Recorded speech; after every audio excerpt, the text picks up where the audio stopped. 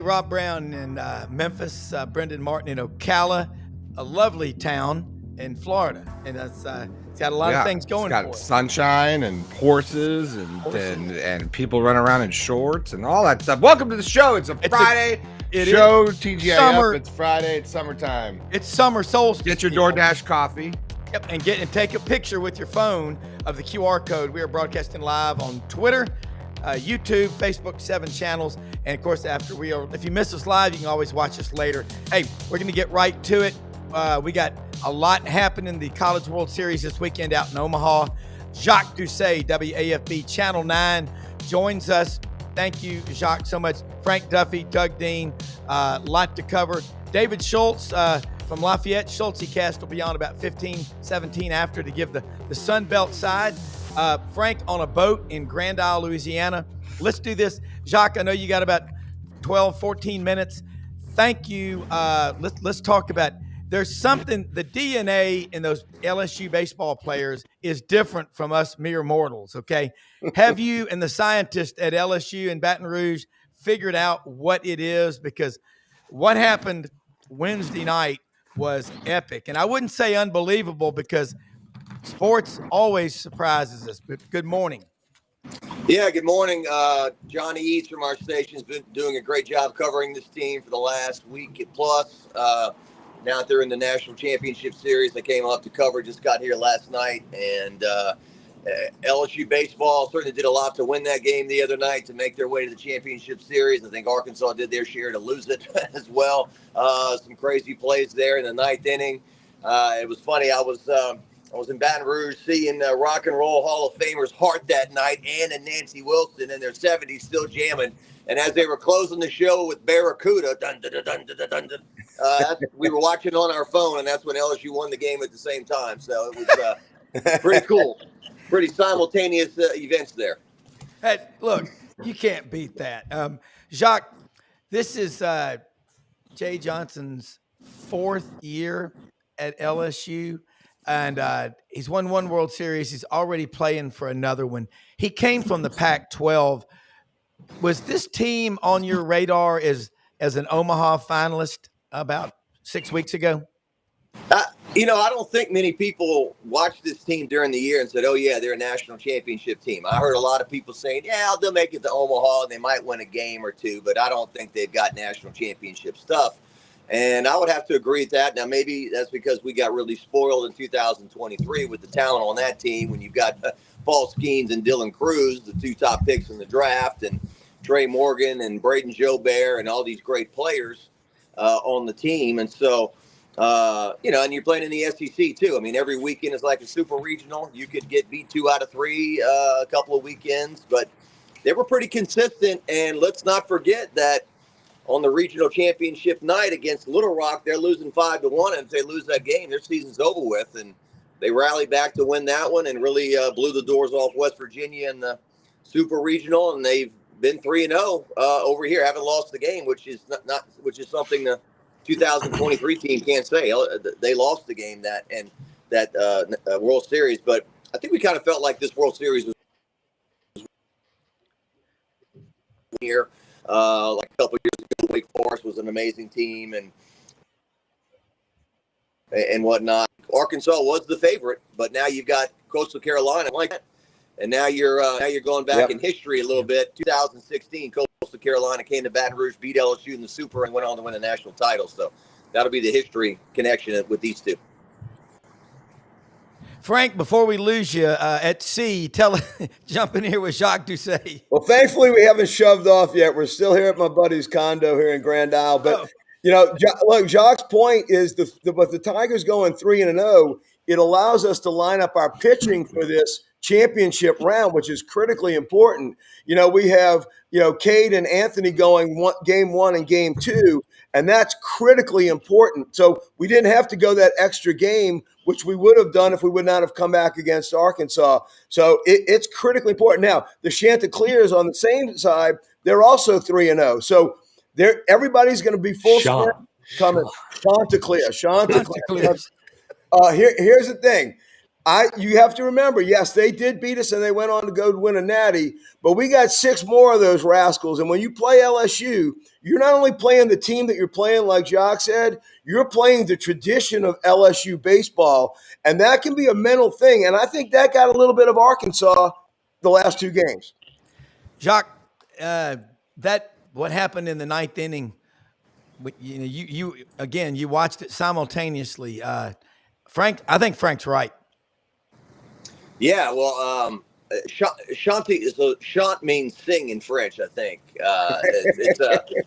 It's a teal rooster, right? Chanticleers. Yes. My dad always loves that team because of that mascot for whatever reason. But there's some fighting mad roosters over there. They've been winning a lot of games, and Frank's right. I mean, in 2023, Paul Skeens did not throw a single pitch in the national championship series because they warmed him up to maybe come in and get the final outs, but LSU blew out Florida so bad. Game 1 back to hurt in game 2. So great point. They'll have Cade Anderson, who's kind of gone from, I'd say, kind of unknown to maybe being top 5 in the draft. Coast, and he got a quick the other night because of the rain, because of the weather, and that weather at the time could have been pretty frustrating for LSU because this weather delay makes us burn our pitcher. We can't use him, but now he'll be even more rested. So there's the silver lining, the blessing in it. Yeah, Doug. Good morning, guys. So Jacques Doucet, is that how we would properly pronounce it, Jacques? Absolutely. I got called Doucet. It's either or. You know, when I first started working there, I said, well, I guess Doucet sounds better for TV. Then early Doucet came along right after, and I made the wrong choice. Not to be confused. Not to be confused with the Canadian radio announcer, Montreal Expos. He announced it in French. Is there a relation there? Jacques? Name. I think our descendants are all from Canada, but if I'm related, Roger Cador, the legendary coach at Southern University, the HBCU there, when I first got this job. Oh, Jacques Doucet, are you related to the Canadian announcer? And I'm like, I don't know who you're talking about. But every year that guy's up for the Frick Award, which is like the broadcasting award, you know. And I get these messages, hey, you're up for the Frick Award. You know, it's some older bald guy. It's like, it's not me. But anyway, no, I know you're talking about. I want to congratulate LSU, but there's not anything surprising. It almost makes me, if you're an Auburn fan, looking for any kind of silver lining in baseball.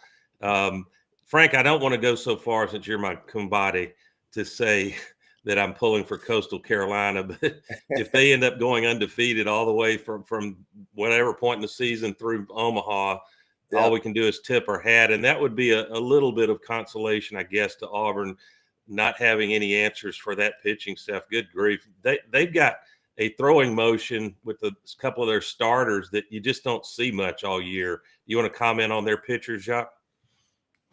Well, I haven't done a ton of research, to be honest with you, but I've just been hearing about that they're like a Cal State Fulton, the way they used to play baseball back when they were a power, and station-to-station baseball and that kind of thing. And, you know, the wind is going to be gusting in from what I'm seeing. It's going to be 25, 30-mile-an-hour gust in, and the park's big to begin with. So I'm not sure anyone's going to be hitting the ball over the fence. So try to get it in play. Don't try to hit a home run. Is that the scout? Yeah, I think that's going to be the case. I mean, easier said than done when they're humming that thing in at 95, 100 miles an hour. But honest to God. And I hate to say it, I was in Schwab the last time that wind was coming in that hard was the day that we lost to Florida by 20 some odd runs. That was the last time it was blowing in that hard. I'll give you a little scout on the Chanticleers, which you probably already know. You've been watching it. And by the way, there's a metric that can portend how LSU will do, Frank. What is the shot count at the bar? So I think we're at like about 27,000 right now. We're way behind our championship pace of 68,888. I can tell you that because I personally had 20,000 of those 688. No, I don't think we're gonna eclipse that one. But we're giving it our all. We at least triple the nearest one to us. But look, LSU brings a crowd to Omaha. There's a love affair with Omaha and LSU. No like doubt. for a venue that's not a home venue, the people in Omaha love us because they know we bring our money, they know we bring our passion, and we know we bring our appetite. And it is an excellent connection between the two cities. Don't LSU fans? You send fans there even when LSU doesn't make Omaha. Absolutely, right? Yeah. That's Jacques, crazy. Jacques, what's the crowd like out there? You have done any man on the street interviews right now with people who've been out there for like a week? Yeah. Well, I mean, literally, I flew in last night, woke up talking to you. So I'm not. There's a walkway that leads apparently to the stadium. We're like less than 2 or 3 miles away. And last time I came here, it's real cool. We stayed in Council Bluffs across the river in Iowa, and you can like jog across this bridge that drops you right off at the stadium. But yeah, to Frank's point, I mean, Skip Bertman took LSU here in 1986 for the first time as a program, and they've been here 20 out of 40 years. Can you imagine every other year LSU's at the World Series? So the people here, from the Uber drivers to the restaurants to Rocco's, whatever, they want LSU here spending money. And that Jello Shots thing is really cool. I mean, it gives to charity and the food banks in each team's town. But I think a couple years ago it was a novelty. First time doing it, we blow the doors off. Now it's kind of like, okay, that's still cool. But I got a buddy of mine. He's kind of grumpy. He's like, please don't do a story on that stupid Jello Shot stuff. So, my liver's need a rest. So, yeah. Well, Jacques, I mean, 20 of the last 40 years, and what Doug hit on something, because Butch Thompson's on here with us a lot. It's called the vertical drop, and they measure all these metrics. And I remember him talking about those 3 senior pitchers for the Chanticleers, and he said, listen, they're all seniors, and they're like 2.0, 2 or below ERA, and really, but think about LSU. I got to ask you, Jacques, how good is Jones? I mean, he's such a clutch player. Is he another number 1 or 2 draft pick? Well, I mean, baseball's a cruel game, and we've watched some amazing guys at LSU go through some really rough stretches. Alex Bregman couldn't get hit for a long time, one of the for a long time. And Jared Issues, I mean, he's a big strikes out a lot, but they did some work with him on Sunday, and sure enough, he comes out in the game against UCLA. It's a 3-run home run in the first inning. Get him some insurance, and then the other night, comes through again with the home run to tie the game, and comes through with the base hit to win the game. So it's just baseball's a cruel game, and it'll chew you up and spit you out. You just got to stick with it, and he's stuck with it. I mean, he looks like he can play football. He did play football in high school. I think he was an offensive lineman or something in his high school. I mean, the kid is massive. So a big, strong kid and a home run hitter. And Rob, before those 3 big clutch hits, he went 0 for 5 with 5 strikeouts the game before. So baseball is a funny game, man. It's the only game where if you're doing well 1 out of 3 times, you're going to the Hall of Fame. And man, the Bear has shown that. But look, without him, I don't think we get past Arkansas. I'm telling you, man.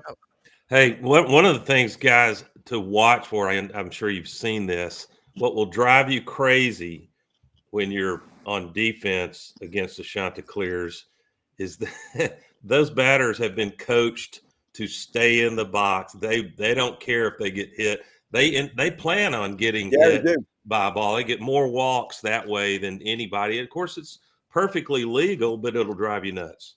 Hey, let's bring in Jacques. I know you got to go, but the GOAT from the GOAT 103.3 FM, David Schultz. I love this guy. He is I call him the Sultan of the Sunbelt. Wanted to come on here and say hi to you, Jacques, before you go. I know you're going to probably go get a run in and knock out about 5 or 6. Yeah. Hey, Dave, how you doing, brother? Mr. WAFB. Jacques, how you doing, man? I'm doing outstanding. I was telling those guys I went to go see Hart the other night in Baton Rouge. I don't guess you were there. Nice. No, I was not, but I think they were in Lexington. We actually one of my first baseball jobs was with the Corpus Christi Barracudas, and I'm gonna guess every time the Barracudas took the field to open up the game, that was the song we played. Yeah. Yeah. Yes. Well, you got to interview Kenny Loggins the other day too, so I was jealous of that. You got a chance to do some cool interviews. So that was awesome. Yeah, that was a long time ago. Yeah, I had a good time. He was awesome. He was name dropping left and right. That was the best part about it. Yeah. Well, I can tell you, being in South Louisiana, you need to come to Omaha because I stepped off the plane last night. The cool breeze was blowing. It said 80 degrees, but the humidity was about 60%. So it feels pretty good up here in Omaha. Yeah, we got some good weather. I'm here in Louisville now, so it's been warm the last few days. I got you. That's right. Yeah, we had some cloud cover. Yesterday, but we hit 90s the other day. So it's warming up here in technically the Midwest. Yeah, technically. Good to see your face, Jock. Good to see your face, man. Yeah, good to see you, man. Good to see you. Jacques, listen, thank you so much for getting up and doing this with us. It means more than you know. Let people know how they can follow you. And if you'll give us a retweet, we'll do whatever we can to help you as well, and look forward to your next visit. Well, there's no getting up. When you're old, you just don't sleep. So, bang, here we are. So, I appreciate you having me. WAFB.com. Follow me in X. My name right there, Jacques Doucet. And the LSU and Carolina, they have press conferences starting this morning at 11 o'clock. Then they've got practices here. And so we'll have all your national championship pre-series coverage continuing today. So follow you and you'll get everything. Yeah. The big question is who's pitching for Coastal Carolina. We'll see.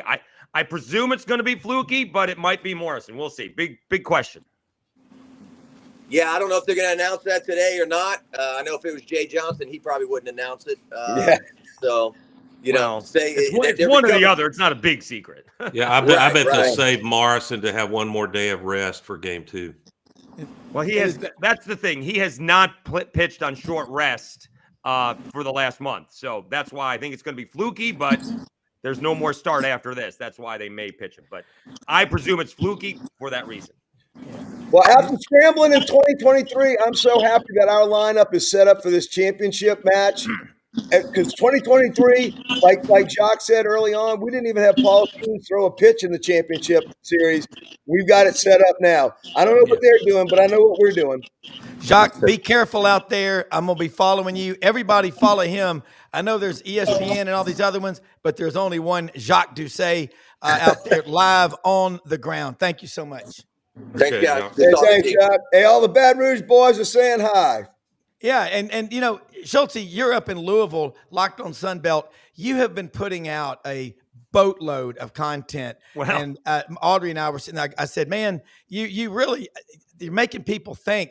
And so you've got Sunbelt versus the SEC. It's a big deal. We got Doug Dean in Birmingham, Frank Duffy in Grand Isle, about to head out to sea with the skipper for a 3-hour cruise. So Schultz Cast, welcome aboard. Let's talk about matchup.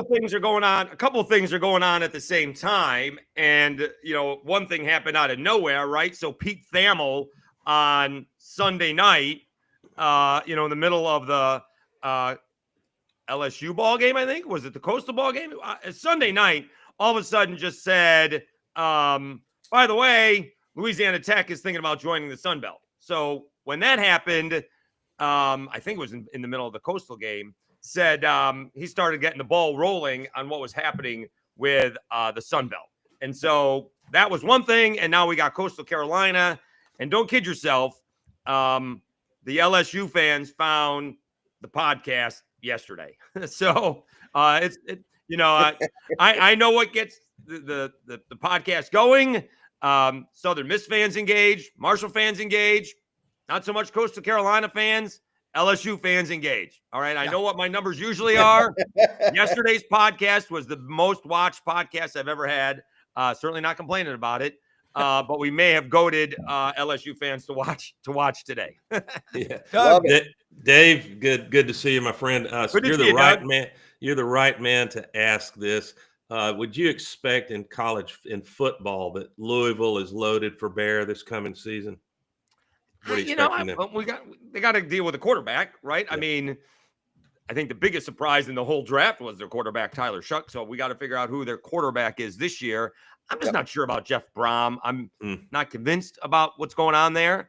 I do get a little Sunbelt. JMU is coming into Louisville this year, so we get to see a little James Madison. I hope to get into that ball game. We'll see if they allow a podcaster in.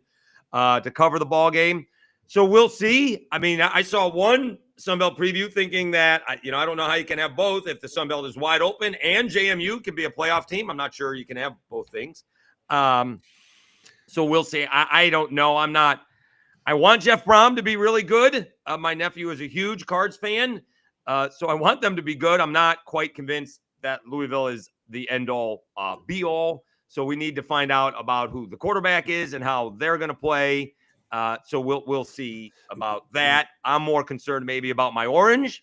They may, they got to replace who was the leading, passer in the country last year. That's all they have to do, and see it and contend with what is the toughest, one of the toughest schedules in the country. And they open up with Tennessee. They'll be a little bit orange in that ball game, Mr. Browne. That's the right. talk at this point, and that's probably with some justification, is almost solely about Clemson, and they do appear to have a team that can make a run. So I think the storyline in the ACC will be who looks dangerous enough to challenge Clemson at a key point in the season. We'll see if that quarterback steps up. That quarterback needs to take another step up to the next level, right? Well, I mean, And that test with us coming in at Clemson to kick off the season, that's going to be very telling for both of our teams. And if Clemson does want to make a run, they're going to have to whole serve at home. Yeah. David, Clemson, we had Will Vandervoort from the Clemson Insider on Monday. Great. And I hear him on the Chuck Oliver show. You and I, Frank, we all know Chuck. Great stuff. And Cade Klubnik, take it to that next level. I want to ask you, and I know Doug and Frank are baseball savants. They love it. And we all do. The Chanticleers. I'm not surprised because Butch Thompson was on this show every week leading up to all this. And he kept saying, watch out for this pitching staff for Coastal Carolina. Talk about that team. And then I know Frank and Doug have got questions, but kind of lay out the case for them winning it all, because the last loss they had was April 22nd, I believe, 26 games ago. College of Charleston. So I want to make it perfectly clear. I'm not going to poo-poo LSU. All right, LSU is really good. Okay, and they do have one major advantage. I'd say Coastal has a major advantage of two. They have more than twice as many stolen bases as LSU. Wow. Coastal does not have a Bear Jones. There's no Jared Jones in the Coastal lineup. They have a couple of guys with double-digit home runs. They don't have a Bear Jones. All right. But the pitching is really close. All right. Cade Anderson is going to be somewhere in the top 5, could be the number 1 pick. Again, I'm not going to sit here and poo-poo Cade Anderson and Einstein. They are really good. They have strikeout stuff. Morrison and Flukie pitch more to contact.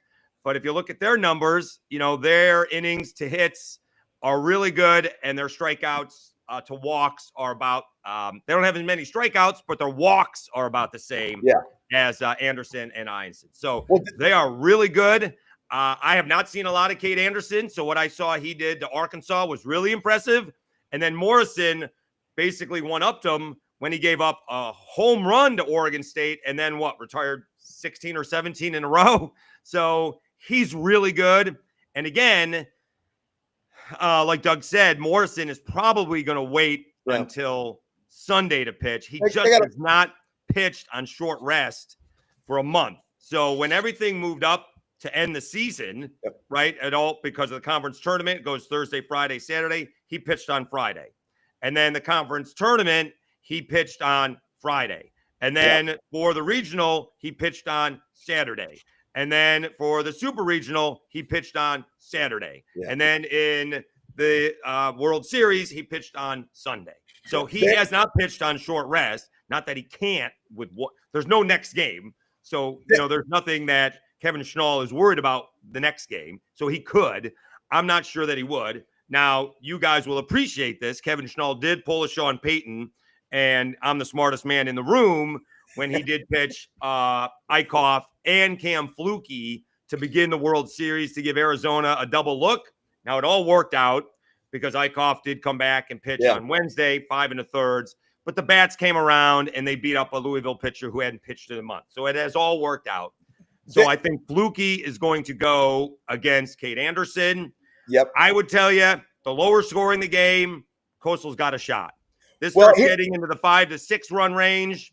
LSU's got a little bit better offense. But I wouldn't be super cocky if I'm LSU. Remember, this is a team that's won 26 in a row. I know it's the Sunbelt versus the SEC. They beat Clemson a couple of times. They went into Auburn and won twice. You know, it's LSU that lost to Little Rock at home. It's LSU that needed an Arkansas meltdown to get to this point. True. You know, the closest that they have come to losing was in the top of the 9th to Auburn. They lined into a double play. Auburn refused to bunt with their cleanup guy who struck out. Then the next guy lined into a double play. Blake Barthol at second made a great diving catch, doubled up the guy at second. Yeah. They were down to ECU 5-4 heading into the 6th, and you blinked and they won 18-7. Yeah. Then in the regional final, they come back and beat ECU 1-0. So, well, Dave, I think it comes down. You're exactly right. I think Fluky goes first, but here's the key. LSU, I think, holds the advantage in the first 2 games because I think our 2 starting pitchers are actually better. But the problem is, if you get to that Monday night game, I think the advantage absolutely switches to Coastal Carolina because they have a deeper starting pitching staff, and it depends on how many pitchers they use in those first 2 games. But if the Shanties can get it to that game 3, I think it flips.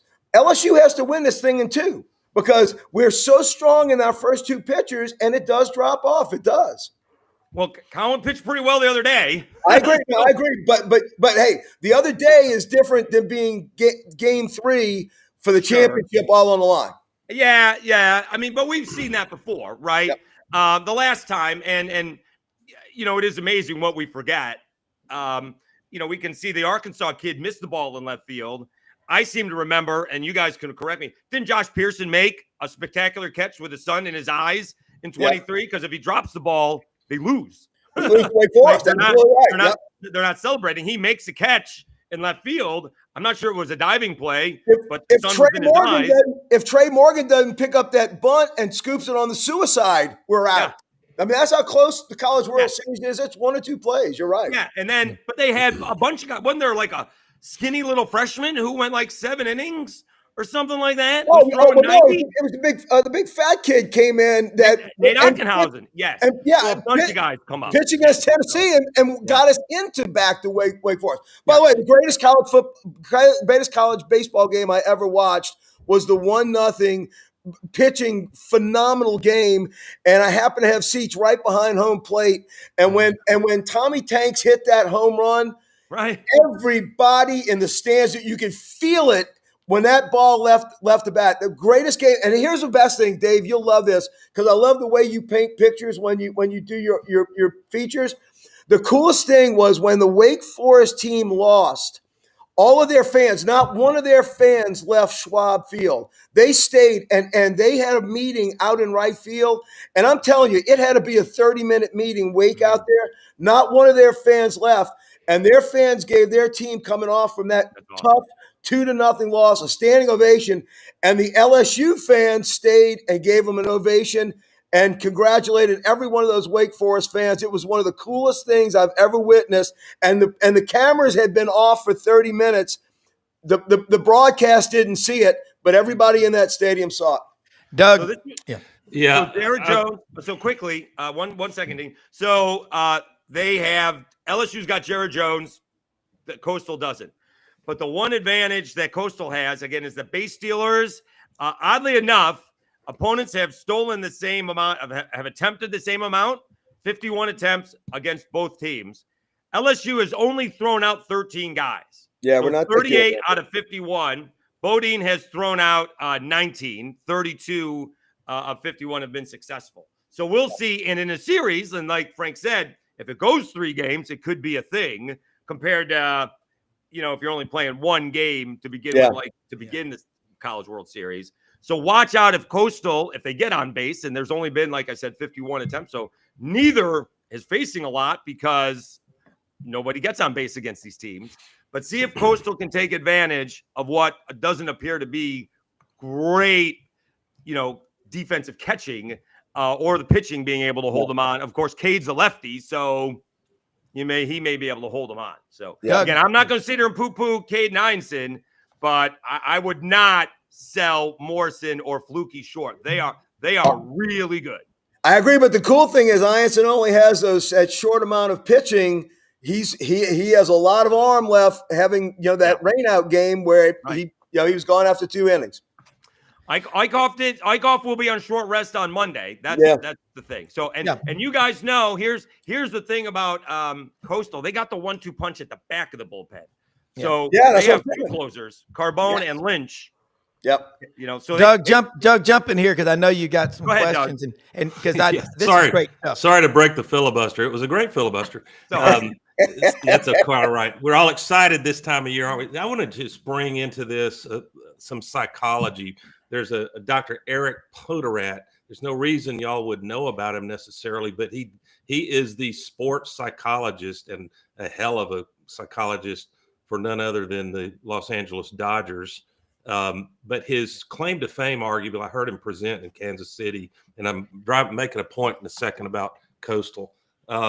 He trains Navy SEALs at mental toughness and a lot more, and he's developed these measurements. And the one that when I watched, and I'm uniquely qualified, so is Rob, because I watched every second of that Auburn Coastal Carolina Super Regional. And Auburn had a really good chance. I think Auburn, no excuses, give Coastal credit, but I think Auburn was hurt by the game having to get delayed so much, and they resume at 1 a.m. 1 a.m. Of course, both teams had to do that. I get it, but that probably helps the visitor a little more. But what I saw, and Dr. Poderat measures this as the singular most important metric, psychological metric in Navy SEALs and also athletes, and he calls it grit. You can now there are a lot of other things. When I watched that Coastal team come into Plainsman Park, where Auburn had really been tough to beat all year long, LSU had trouble with Auburn, didn't they, Frank? Sure. Y'all swept us. And the record crowds, Coastal just showed so much grit. So here's the challenge for LSU, and LSU's certainly up to it. You're a dynasty program in baseball. Let's be real. But Coastal is not going to be intimidated, Frank. You're going to have to beat them straight up. That team, especially that catcher, Bodie, I believe is his name. Bodine. Yeah. He is living hell when he gets to the plate. They went through us to get a College World Series championship. They don't think at this point, it's ridiculous, this number of consecutive wins. They don't think they can lose. Yeah. And so I think it's important for LSU to win game 1. I know that people say, well, it's a 3-game series. If Coastal wins game 1, that puts just a smidge of pressure maybe on LSU, and you can still win it. But to win 2 straight against this Coastal team, you've done some work. Guys, can you imagine the team that's got the 26-game winning streak, and yet the pressure seems to be on LSU? Maybe. I don't think LSU feels tight. I'm not saying that. Oh, no, I think LSU, to me, from what I've seen in the comments on my thing, LSU is overconfident. Well, I don't know about the team, but the fans, which is no shock, the fans are overconfident. The fans, and Frank, with apologies. That could be the bourbon talking. With apologies to Duff, I love you, Frank. And I don't have any venom for LSU. I do a few other SEC programs, but because I've got more fan in me than analyst, truth be told. But LSU, it would be a more compelling sports story if Coastal were to win the series. The underdog. Yeah, they're the Cinderella. Yeah. He's already a dynasty. There might be some fatigue, not by any LSU fans. Yeah. And I would be happy for LSU if they won it. And what a story. And then you'd have to start asking Frank Duffy, are we so focused on baseball that it's hurting our football program? Well, look, LSU baseball has always been 1A with football. Football will always be king in LSU Saturday nights in Tiger Stadium. But baseball is so important. Since Skip got here in the middle 80s, you see the crowds at Alex Box. It's a passion, right? But here was the interesting thing. Dave, I saw every pitch of every LSU game at the 2023 World Series. I went out in my RV. I was there 6 days before it began. Rob used to do my live remotes from there. We were there 23 days. I had to wait a second day to drive back because I was too hungover from the Jell-O shots to get back in the RV to come back. But here's the thing. When you get to this championship round, you are such on adrenaline as a player, but not only a player, coaches felt it, families felt it. We were always at the LSU hotel, the team hotel, and the fans felt it. So I think you're right. From a psychology standpoint, you got to gear up for this. But when that ball starts getting pitched on Saturday and Sunday, Monday, 3 consecutive days, you go on to a physical autopilot. And I'm telling you what, your reflexes are going to take over. It's going to come down to Dave's point. The Chanticleers are very fast on the base paths. They're a very good small ball team. It's going to come down to, can LSU get the 3-run home run pop right on a game where they need it? And if they don't, it's going to be a hand-to-hand struggle all 3 of these games. And I think it goes 3 games. In fact, my buddies and I, we're finishing fishing tomorrow on Saturday. On Sunday, we know it's going 3, we're flying to Omaha to go to the championship game. And I think we're going to be on a flight on Monday morning because I think this thing goes 3. Before I make my next point, it's very clear Rob has upgraded the barber. He's got a much better hairstyle than he did the last time I was here. All right. He's obviously I was waiting for that. More than the $10 he was doing before. So that's been an upgrade. He had that bowl cut working for a couple of years. He's been upgraded. I will say, here's the one thing you will learn about Coastal. All right. Everybody in that lineup can bunt, and they will bunt at any time. They will. I'm telling you, they will bunt with 2 outs. Well, not with 2 outs, but with 1 out and a man on at second. They'll get a guy over at third. Anybody in the lineup can bunt, and they will bunt. Whereas Auburn had runners on at first and second and did not bunt with their cleanup guy, and he struck out. Yeah. Dave, one more question from Doug before we let you go, because this is great stuff. But, Doug, you're making, and Frank, some of the best points we've had on baseball. Against elite, nearly impossible starting pitchers, Dave, why don't more – I understand MLB, but why don't more college teams recognize that we've got close to no chance until the middle to late innings unless we bunt. And they just are so wired to let them swing away. But when you're playing a pitcher like Morrison and a couple of others at Coastal, LSU's got those kind of pitchers, what the hell do you have to lose bunting more? Well, I can understand not in the early inning, but when I only need 1 run, we're not looking for a 3-run home run in the 9th in a tie game. I need 1 run. And so if I can get runners on at second and third with 1 out, that's going to bring the infield in. I don't get it. Now, obviously, I'm guessing McMurray hasn't bunted all year. He may not have bunted since he's been 13. So maybe that's the case, I guess. I got a better chance of McMurray bouncing into a double play, I guess, than getting down a bunt, maybe. But maybe you see LSU doing that. You know, you got to go. If I am LSU, okay, I certainly am not going to change my whole game plan, but I am going to try to begin with. I'm going to try and scratch across a run or 2 early. That's what I'm going to do. Well, with the wind blowing in. Maybe look for the 3-run home run late, but I'm not. If I can get on top early, that's great. Well, but Dave, that's what I'm going to look to do. I want Cade Anderson to pitch from ahead because Coastal, and I'm not going to conflate what they did against the poor kid from Louisville who hadn't pitched for a month. Their offense hasn't been great. You look what they did against Oregon State. That was a bunch of mistakes from Oregon State. So they have an offense, but they scratched and clawed some runs. I would look to put some runs on the board early if I am LSU and see if I can, move some runners along and look for the 3-run home run later. But Dave, don't hold your breath, and I'm going to tell you why. I was sitting 3 rows behind in that great 2-0 game where we beat Wake Forest to go to the championship round. And look, we got a runner on first. We had 1 down in the bottom of the 10th, and I'm screaming like a maniac. I used to play catcher. I was a baseball guy. Bunt him over, get him to second. Tommy Tanks was up. I'm screaming, bunt him over. Let's get a base hit. Let's win this damn thing. And the words hadn't gotten out of my mouth when I heard ping, and he deposited in left field. So I'm just telling you, I'm with you. I'm a small ball guy too. Get the run over, win a damn game, get out. That ain't LSU's mindset. I'm just telling you, it's just not. Right. Well, that's right. That's right.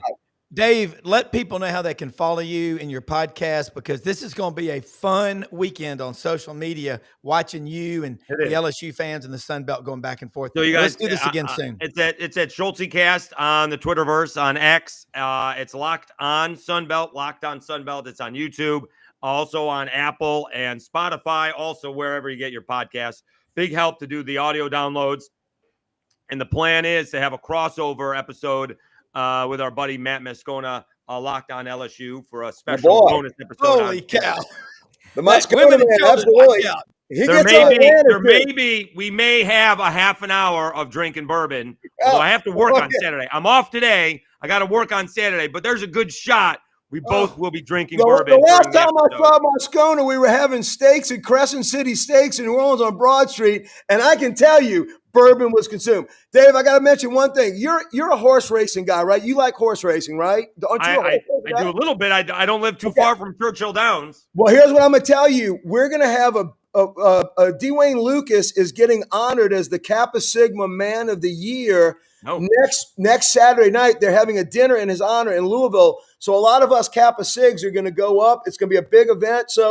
And they're doing like a big tour of the museum up at Churchill Downs. So I don't know if you got, if you got an extra night on Saturday night, but they're going to be doing something for Dwayne. That's going to be a big event for him. So just let you know. I'm heading back to Central New York, but I'm here next Saturday night. Well, I'll be in Louisville to take up your spot over there at the Parimutuel window. All right.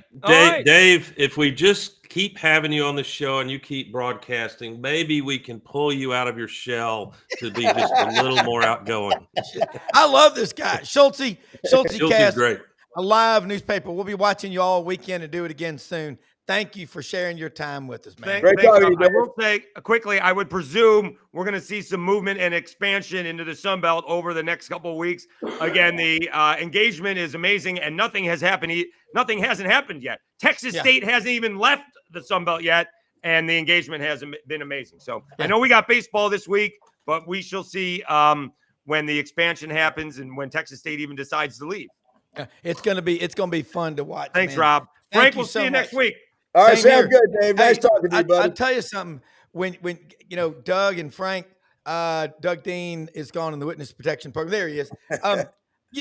Both of y'all talking about this baseball. Doug, I love what you said about that HR or whatever, the metric of the guy training the Navy SEALs. And I read this book called Leadership Lessons of the Navy SEALs. By the way, I just got my 2 books that John Talty wrote, Chaos, and then Leadership Lessons of Nick Saban. I ordered them off of Amazon, so I'll be doing some reading. But Doug, you talk about pressure. Frank, we all know this. I love Monday mornings. That's my favorite day of the week because the narrative is out there to kind of take it easy. Complacency is the root of all evil. You will rot and fall apart.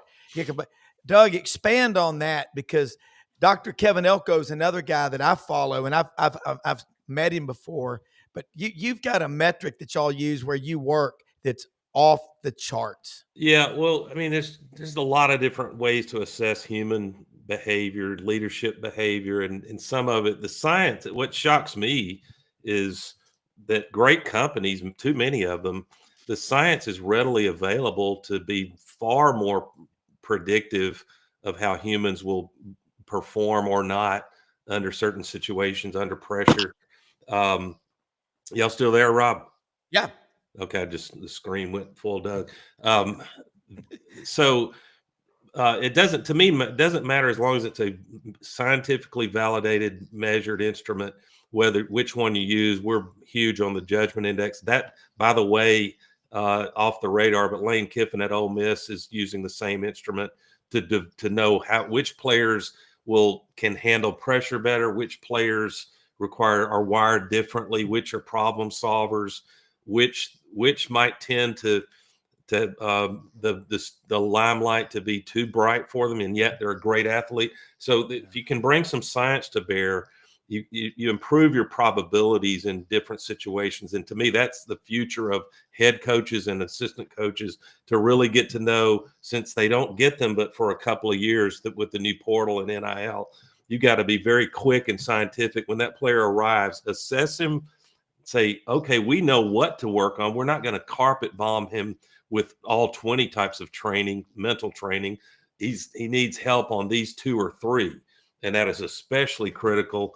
That could even, the assessments could even guide you on not paying $2 million if Deloitte says it's okay to do that. Yeah. Not paying $2 million for a quarterback that looks like he's going to be crumbling when the lights get really bright. That's a great point. Brad Bellamy, general manager, Landers Ford. What's up, Brad? Welcome aboard. What's happening on the lot at Poplar and Houston Levy? Man, it's a beautiful day on the lot at Houston, Poplar and Houston Levy. I mean, we're going to have a great week. It's been so much rain in Memphis over the last couple weeks. We're excited to have some sunshine. It's going to get hot, but we got hot deals for July 4th, guys. So it's a great time to come out. We got 2 more weeks of the employee pricing for everyone event. And so people want to capitalize on that deal. We got new inventory showing up every day that hadn't been here to take advantage of. So it's a great time to come out. We just launched a 1.9% for 72 on Badlands Broncos on the 24th we got left. And that includes rebate as well. So, Brendan, it could be time finally. And also just a reminder for your listeners, Rob, we got $500 off anybody mentions that they heard us on SEC Sideline. So that's what we got going on the front. Great deals on the back. $130 rebate on tires right now, plus a $20 rebate on the works package. So you combine those 2 things, $150 off, and we offer best price guaranteed on tires with our competitors. We also have just launched $1,000 military appreciation cash. Typically, when Ford has their military program, it's all through ID.me. It's always people that retired and then also active duty. Veterans, which is different than retiring from the military, do not typically get the offer. However, right now for 4th of July, veterans are included. So it's a great time, an extra $1,000 off rebate for our veterans that do just such a wonderful job in their lifetime to protect our country. And we appreciate everything that they do. So great time to come out. Awesome to be with you guys this morning. And, it's a beautiful day, Landers Ford.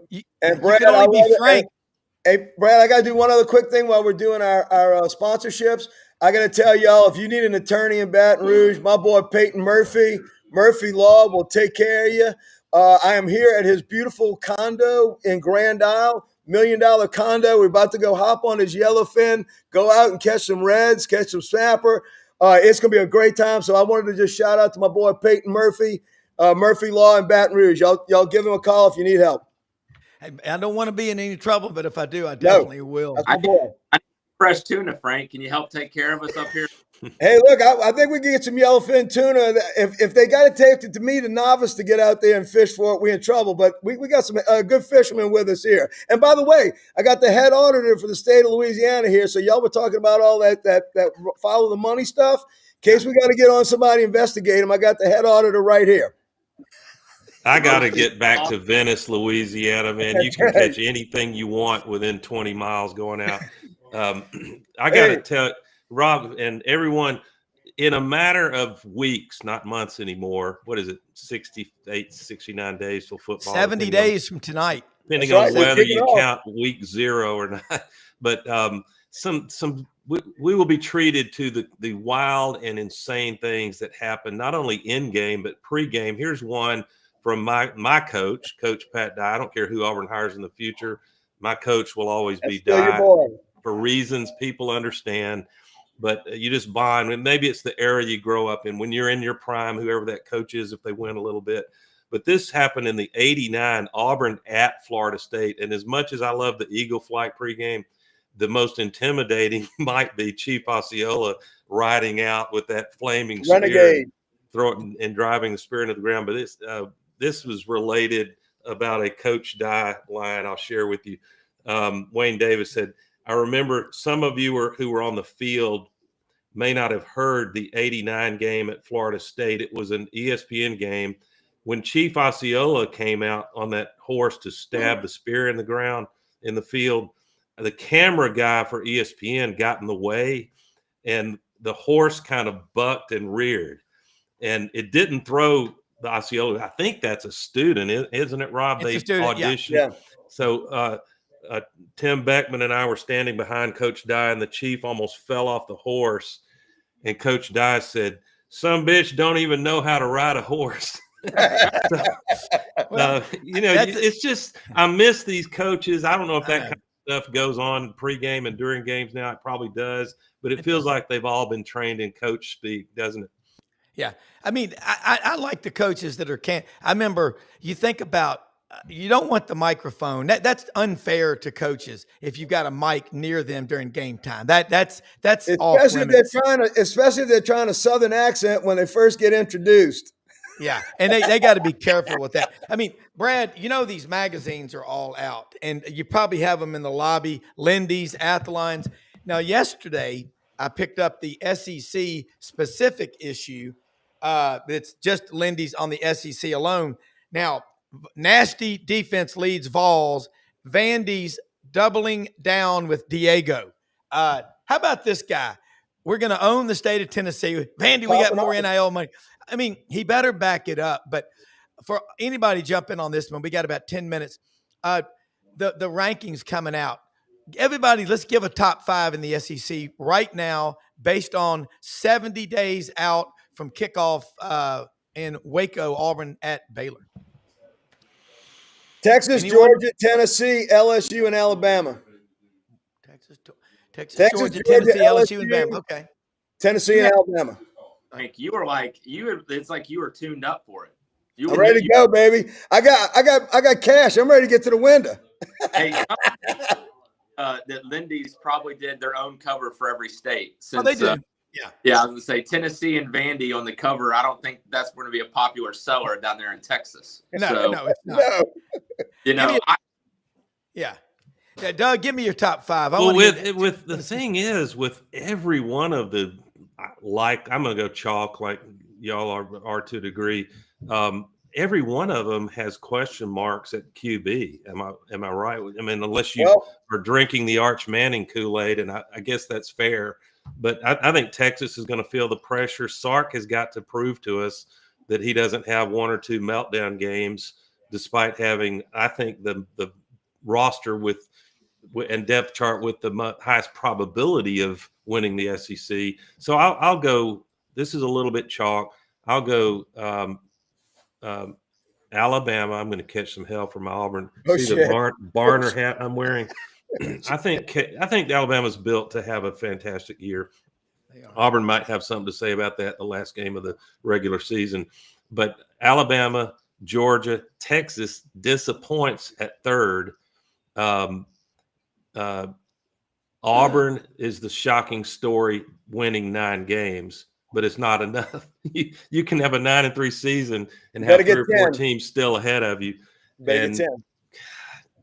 And after, I don't know about Tennessee, Frank. I'm going to say Brian Kelly saves his ass, having a solid season. Well, I like our shot because we got a proven quarterback. We've got a 5th-year starter. You do. And by the way, the last 2 times we have 5th-year quarterbacks, we won a national championship and 2 Heisman trophies. So I like our shot going in this year. I think DeBoer is back in the playoff. He needs to do well because I don't know if you've seen DeBoer's buyout, but it's a tidy sum, and I'd spend the money on NIL before I'd replace him. It's not Jimbo money, but it's close. Yeah. Brad, give me a top 5 on there. I like Doug. Doug, I'm in agreement with you for the most part before I give mine. Is the question top 5 or the 5 how they'll finish? Because I think that's your top 5 going in the season that you think how that'll finish, in the top 5. I mean, to me, Texas has a much easier schedule. A&M has an easier. I mean, because it's basically the reverse schedule of last year. Georgia's schedule's still tough.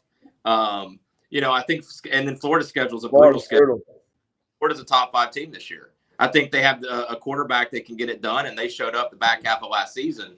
The challenge is their schedule is so tough that I don't know if they're going to be able to be there in the top 5. But I think, in no particular order, I got LSU, Alabama. Kirby Smart's too good of a coach not to be in the top 5. Yep. So Georgia, Texas, and then I'll throw Florida in as number 5, even though I don't know if they'll be there at the end of the season because I think their schedule's tough. But I think the way that team came together last year, if the pieces are in place and stick around, I don't know, Brendan, am I making a terrible prediction here? No. Yeah, I'll probably catch hell. Florida will probably be a little better than I have them going. I'm with you. I think they've got a challenging schedule. My top 5, based on everything I know, Texas has to replace 4 starting offensive linemen.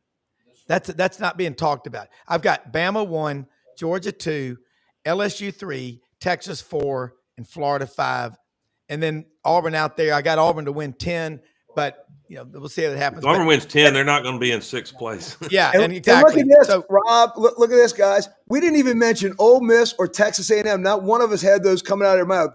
I know. Think of last year with Lane and Ole Miss. They were like the talk of the town. They had these great expectations. I think they're playoff or bust. I think Jackson Dart leaving is killer to them. But I'm telling you, if Lagway goes down again because he's injury prone, they go down again. Florida's gonna have a tough time. That schedule's brutal. Look, we got a couple of minutes left. I'm with you. There's so many possibilities. Hey, real quick, folks, right down the street from Landers, Hewlett and Dunn Boot and Clothing Company, 10 a.m., 6 p.m. Last Saturday night, live at the Boot Room, gentlemen. They had the Park Hillbillies. They had 130 people crammed in that room. It was an awesome concert, but they've got Barber, Filson, Schaefer, Pendleton, STS, Old South, all the luggage, and over 7,000 pairs of men's and women's boots. And our good friends at Winter Timber Outdoors in Athens, Alabama, growing all over the SEC footprint. The store opens the first week of August, is what they're saying, on University Drive in Auburn. All your hunting and fishing needs. Photograph those QR codes with your cellular phones.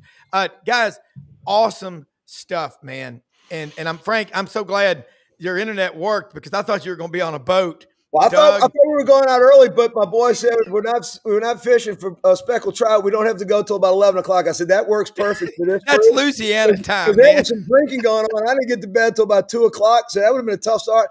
Rob, listen, if me and my boys fly out to Omaha, I'll do the show. I'll come on for a segment on Monday if we make it out there. Be ready, guys. I'll just say this round table. The fire, man, the momentum. Most often we see the face of Christ in the least among us. We're the most blessed people in the greatest country in the history of the world. You look around you, there's always someone who could use some help. Don't forget how blessed we all are. And by the way, Brad, how good was Roman Harper Monday? Okay. Man. Cool dude. Yeah. And Doug put the word out, the dose, you're killing it in your writing. You should be teaching a class on how to do true grit journalism, man. And I just saw your grandbaby. What a beautiful young baby. Yeah. That's so cool, man. Congratulations, buddy. Brad, thank you so much, man. And Brendan, executive producer. Is the grandson here, Doug? Yeah, he was born Saturday in T-Town. So congratulations. I got it. Brad will love this. His name is William Erickson. So Allison, a few months ago, says, Dad, we want your name Douglas. We want to make that his middle name. And I said, no. Do I tell her WDE, War Damn Eagle? War Damn Eagle. And I said, no, the kid, I can't have WDE on his backpack, Brad, with him going to school in Tuscaloosa. He'd get bullied by the. I had to come clean, Rob. I'm such a moral guy. No, you are. Look, get boys. And thank you. I think this is a record audience live watching, all of you watching. It's a team effort. Every time you do this, there's a lot of people make this happen. Our audience, our round table, we're blessed more than we can say, but thank you more than you know. Stay to this channel. Tune in with us. We'll have live stuff coming Monday morning. Again, Doug, I love that mount in the background.